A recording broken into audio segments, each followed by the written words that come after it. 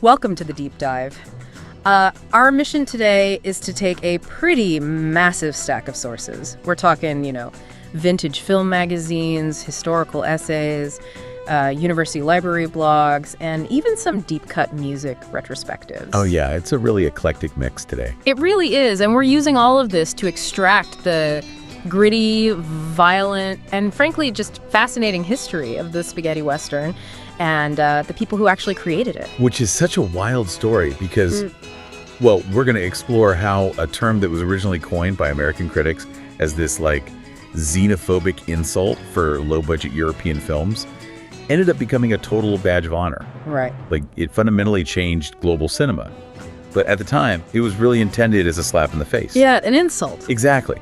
When American critics in the 60s started using the phrase spaghetti western, they were essentially saying, look at these Italians trying to cook up a uniquely American dish, but, using all the wrong cheap ingredients. Which is just, it's such a massive miscalculation of what was actually happening on screen. Because if you think about the classic American Western, the John Wayne era, the clear white hats versus the black hats, the honorable sheriff bringing civilization to the wilderness. Right, the classic tropes. Yeah, that is essentially a neatly manicured lawn.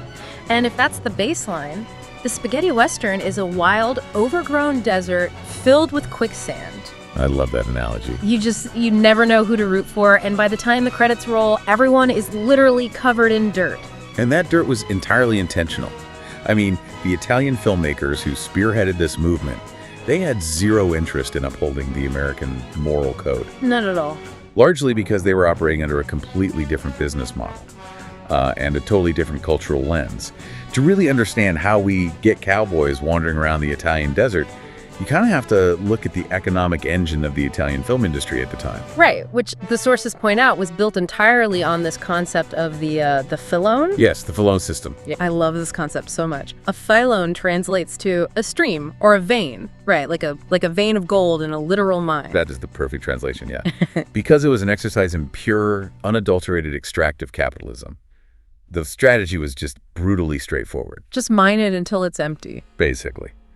A studio would identify a popular cinematic trend, and they would mine that specific vein until every last drop of audience interest was completely dried up. It was all about volume and speed. And before they were mining the American West, they were actually mining ancient Rome. Yes, the peplum era. Right. The sources highlight that before we had spaghetti westerns, the Italian industry was pumping out these peplum films, which most people know better as, sword and sandal epic. Oh, totally. Because Cinecittà Studios in Rome was nicknamed Hollywood on the Tiber. Yeah. You had these massive American productions like Ben-Hur and Cleopatra shooting there just to, save money on post-war labor. And when those massive American crews packed up and went back to California, they left behind these gigantic, elaborate sets of ancient Rome and Egypt. Just sitting there. Right. So the Italian filmmakers, seizing the filone, they simply walked onto those abandoned sets, hired local extras, and started churning out mythological movies on a total shoestring budget. And the real turning point for that was a movie from 1958 called Hercules. Oh, with Steve Reeves. Exactly, starring this American bodybuilder, Steve Reeves. They dubbed it into English, heavily marketed in the United States, and it made an absolute fortune. So naturally, the Italian studios just kicked into overdrive. Oh, yeah. They made dozens of these. You had Hercules, Macist, Goliath. And the plot barely mattered. As long as you had a muscular guy in a loincloth, right? Pretty much. If he was fighting a fake lion or descending into the underworld, you had a movie. But the problem with the filone system is that veins eventually tap out. They always do. So by 1964, audiences were just thoroughly exhausted by toga parties. Yeah. The box office returns were plummeting. And the Italian industry desperately needed a new vein to mine. They were in panic mode. Yeah, so they looked across the ocean, saw that the American Western still held this mythical grip on global audiences, and they executed a massive pivot. They abandoned the Roman columns, packed up their cameras, and headed to these cheap, incredibly dusty locations in Spain. Right, specifically the Almeria and Tabernes deserts. Exactly. And they just started shooting Westerns. And they were shameless about it. Oh, completely shameless. Like, to trick American audiences into thinking they were buying tickets to a genuine high-budget Hollywood production, Italian directors and actors would adopt fake English-sounding names. It's so funny to look back on. If you were an Italian actor named Giuliano Gemma, your name on the movie poster magically became Montgomery Wood. Right, because it was a survival tactic. Yeah. They needed American distribution money, and they knew American audiences in the mid-'60s just wouldn't watch a cowboy movie starring a guy named Giuliano.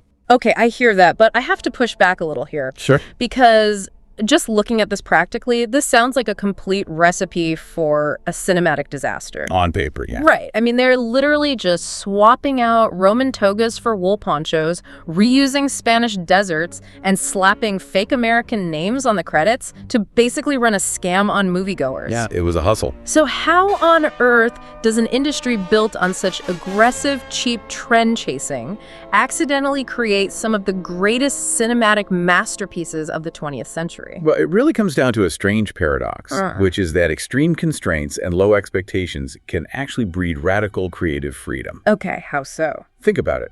Yep. If you are a director making a cheap knockoff Western in the Spanish desert, far away from the rigid studio systems, the union rules, and the strict moral codes of Hollywood, nobody is hovering over your shoulder. Right. No studio executives breathing down your neck. Exactly.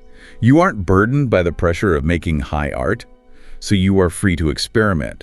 You can push the boundaries of violence, of morality and style in ways that, John Ford or Howard Hawks simply couldn't do back in America. Which brings us directly to the man who took that freedom and completely redefined the genre, Sergio Leone. Yes, the master. Though, keeping with our theme of fake names, he actually directed his breakout movie under the name Bob Robertson. Bob Robertson, it's so good. But the story of that breakout movie, A Fistful of Dollars in 1964, it perfectly encapsulates how these limitations spark genius. Yeah, the cast order is amazing. Right, so Leone had this vision for a grittier, cynical Western.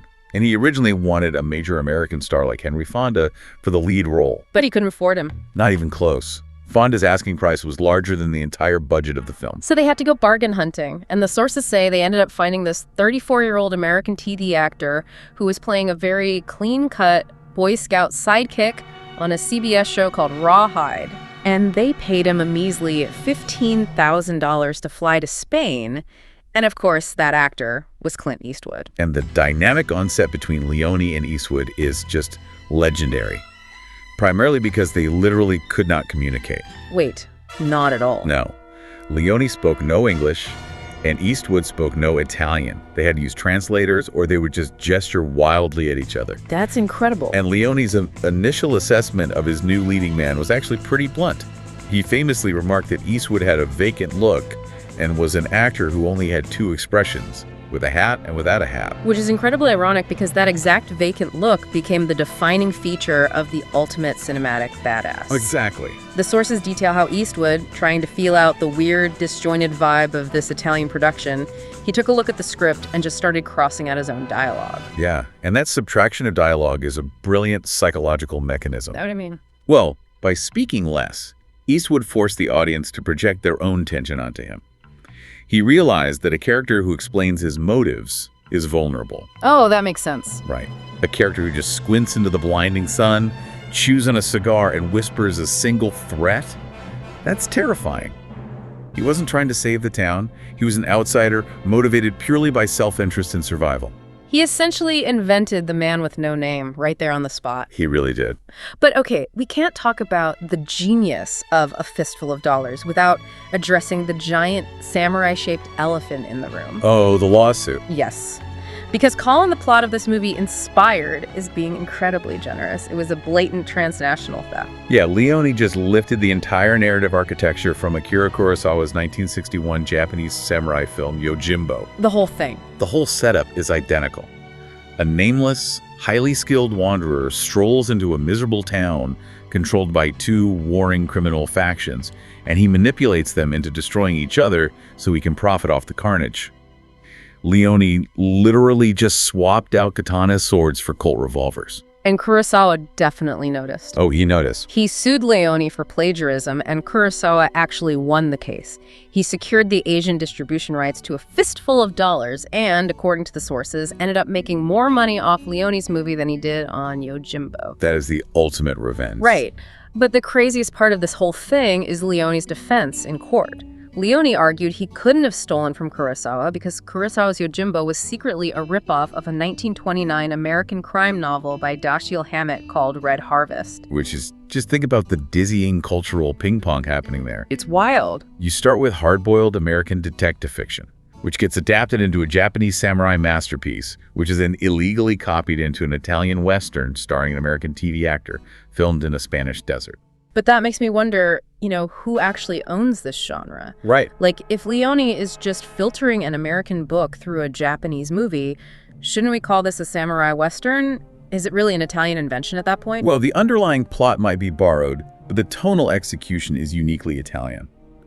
What Leone and his contemporaries added was this deep, pervasive cynicism. Grittiness. Yeah. The American myth of the West was sacred. It was about manifest destiny and the noble triumph of law and order. And even the Japanese samurai code, even in a dark film like Yojimbo, it still dealt heavily with honor. Right, there's a code. Exactly.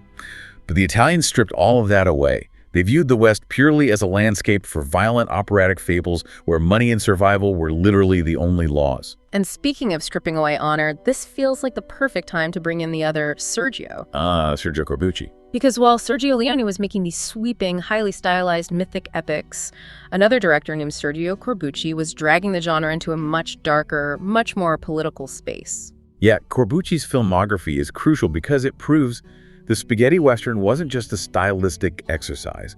It was an ideological weapon. Okay, tell me more about that. You have to remember the context of Italy in the late 60s.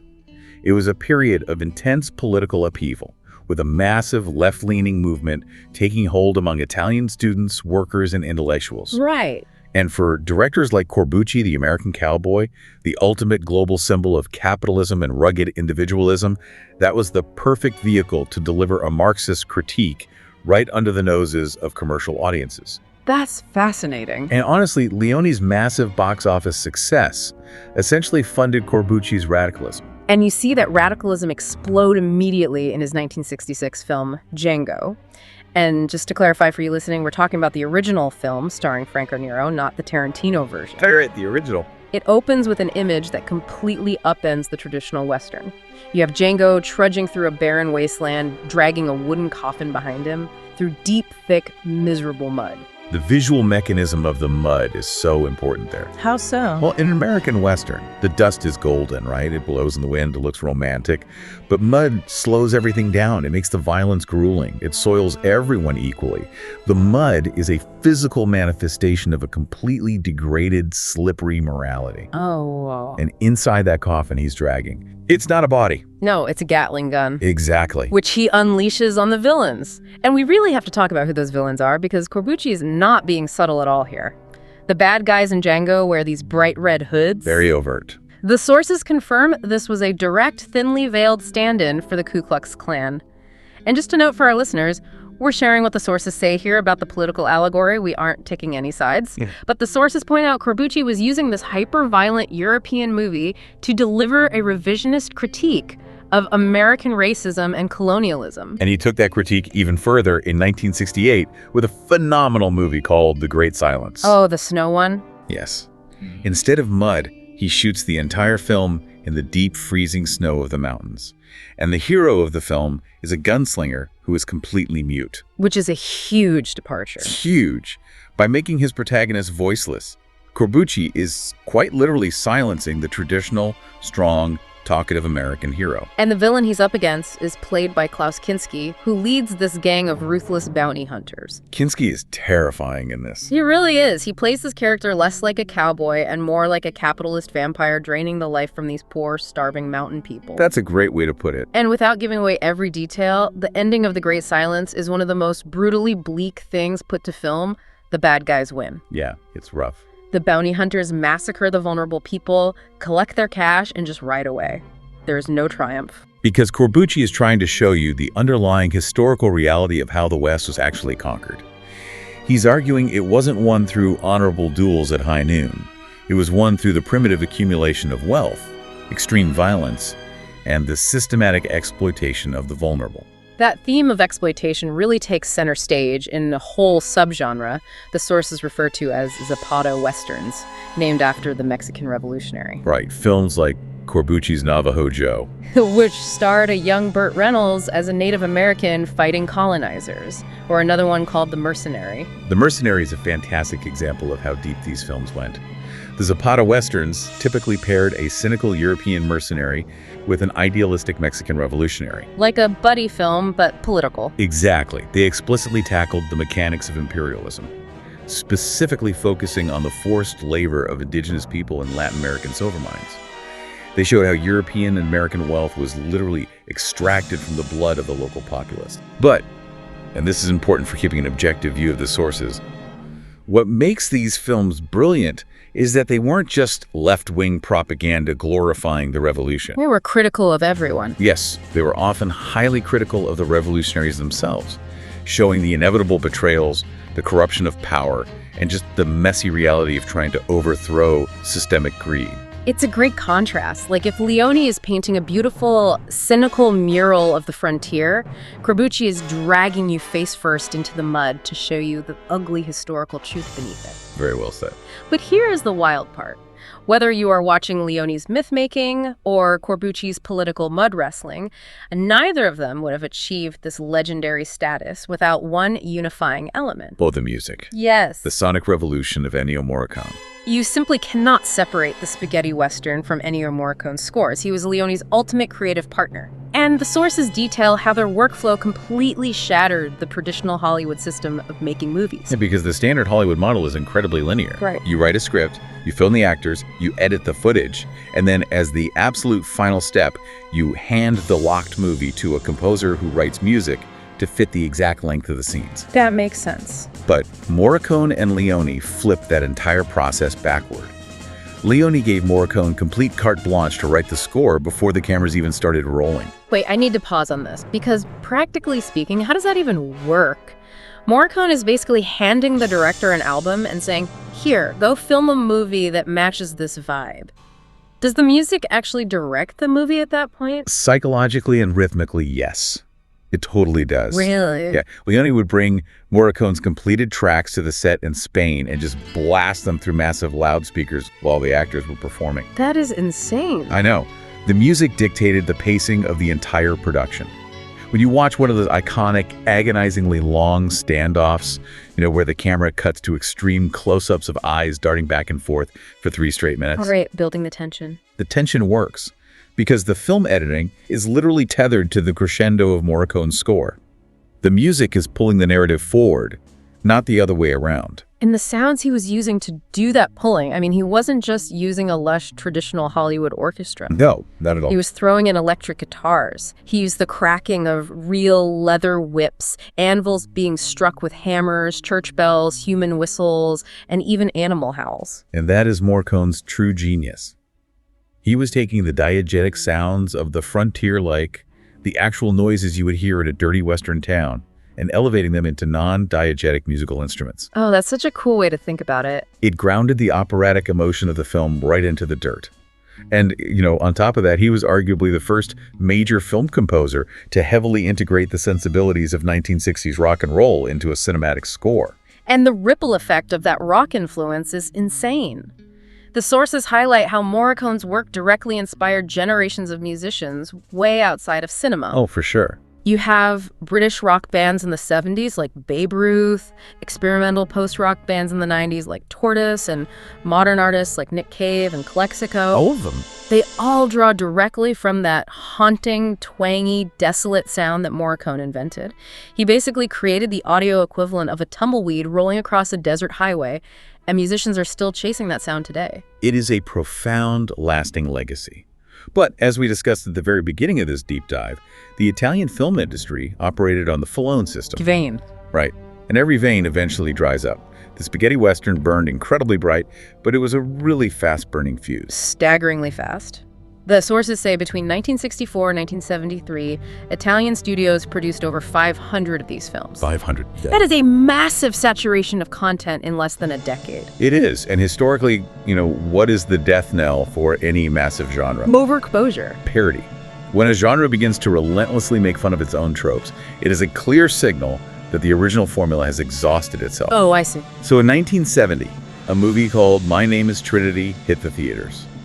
It looked like a spaghetti western, but it functioned as a slapstick comedy. Okay. It featured goofy brawls, baked bean eating contests instead of grim shootouts, and it was an unprecedented box office smash. It apparently made 3 times as much money as some of Leone's most famous films. Which is crazy. And that signaled to the studios that the grim, violent cowboy era was over. So, following the rules of the Filone, the Italian filmmakers packed up their fake revolvers, left the Spanish deserts, and immediately pivoted to the next lucrative trend. Right on to the next thing. Which, interestingly enough, happened to be ultra-violent contemporary police thrillers set in modern Italian cities known as poliziotteschi. But even as the Italian industry moved on, the legacy of the spaghetti western was already permanently cemented into global pop culture. It forever altered the vocabulary of how we depict violence, tension, and anti-heroes on screen. Definitely. I mean, if you look at the media you consume today, the echoes of what a few rogue Italian filmmakers did 60 years ago are just everywhere. Everywhere you look. Quentin Tarantino is the most obvious descendant. He literally named his movie Django Unchained in honor of Corbucci, and he coaxed Morricone out of retirement to score The Hateful Eight. A great score, by the way. Amazing score. But even outside of direct homages, anytime you play a video game with a morally gray protagonist, or watch a hyper-stylized action sequence, or, feel your pulse rise to a whistling soundtrack, you are feeling the direct impact of the spaghetti western. Absolutely. It serves as a powerful reminder that sometimes an outsider's perspective is exactly what's required to revitalize a stagnant cultural tradition. Yeah. They took the pristine American myth, stripped it of its self-righteousness, rubbed it in the mud, and handed back something infinitely more complex and enduring. Which leaves us with a really fascinating question to ponder. We've seen how American audiences in the 60s were far too close to their own history to see its flaws, requiring a group of Italian directors halfway across the world to show them the truest, ugliest version of their own mythology.